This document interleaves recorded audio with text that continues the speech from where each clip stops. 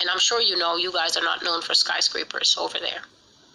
A terrible earthquake, terrible, terrible earthquake.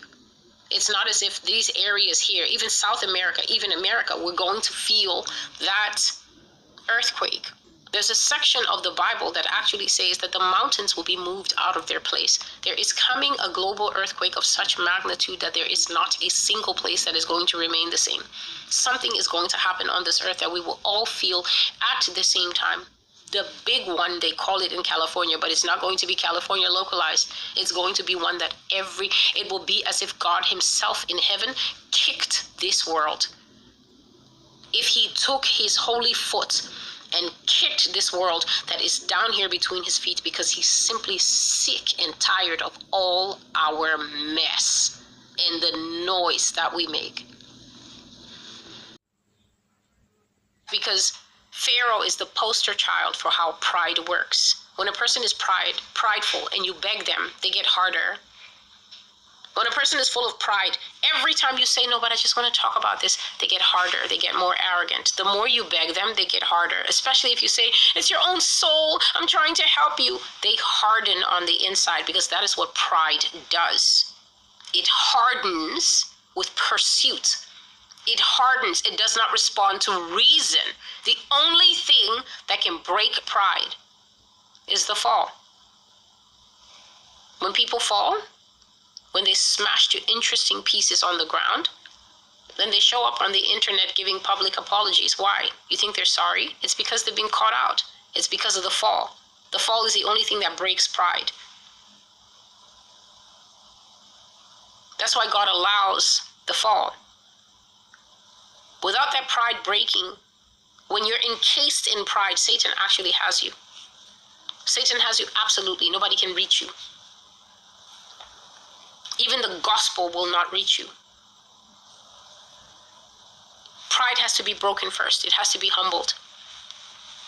Jesus stirs his spoon in for the few glasses that he can enter into, for the few glasses that are. And so, a great water judgment is coming to the islands of the Caribbean, including Puerto Rico and anything else that is sitting in that water. It will be affected by the earthquake and the tsunami that will follow after it. Yes, Lord. And as I saw it, this event, this water, it rose up high in the air and then it washed directly onto the land of one particular island. But Bahamas, God said, Bahamas, Barbados, and Barbuda will be affected by the flood judgments for the wickedness that they have done, in that they have not listened to the Lord or his prophets, but have continued to live a sinful life that displeases him.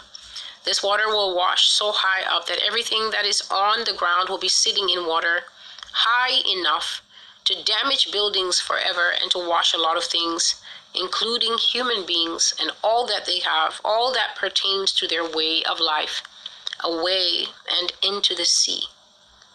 I prophesy to you a massive tidal wave, which is what he kept calling it, massive and huge, as a judgment warning to the Bahamas, Barbados, Barbuda, and every other island nation within the vicinity of the sea out there. Flood and destruction is coming to you. Thus saith the Lord. The Lord also mentioned briefly to me that there will be indeed the obvious kinds of problems that you get after a water judgment, the landscape being completely devastated and changed forever. This affects agriculture, as you know. So if these nations that you are, and you know you're not in the habit